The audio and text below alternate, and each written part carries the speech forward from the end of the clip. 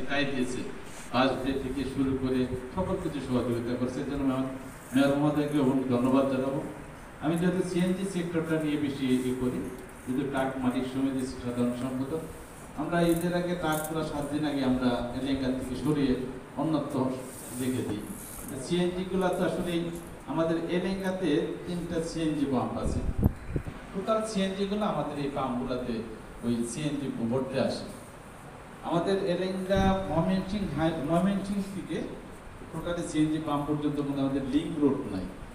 এই link road না থাকার কারণে সিএনজিগুলো ডাইরেক্ট রোডে আসার চেষ্টা করে, হাইওয়ে রোডে আসার চেষ্টা করে। কিন্তু আমরা কত বড় একটা রোড আমরা ব্যবস্থা করে দিচ্ছিলাম রাজাবাড়ির ভিতরে রেল লাইনের পাড়েতে, কিন্তু সেই রাস্তাটা আসলে কাঁচা রাস্তা থাকার কারণে খুব ভাঙ্গন্তস হয়ে গেছে, অনেক ঘন গর্ত হয়ে গেছে আর কি। আমি বলবো যে আসলে এখানে তো ওই ইউনিয়নে আমরা আবার ওই ইউনিয়নে বলতে পড়ছি আর কি ওই রাস্তাটা, তো ইউনিয়নের চেয়ারম্যান থাকতো তাহলে হয়তো তাকে বলতাম যে ওই গর্তগুলো পরিপূর্ণ করে দিয়ে যদি করা যায়। একটা বলে যে মেয়রের যদি কোনো হাত থাকে মেয়রকে বলবো যে ওই রাস্তাটা একটু লেবেল করে দেওয়া যায় কিনা কোনোভাবে, এটা আপনাদের কাছে জোরালো আবেদন থাকবো।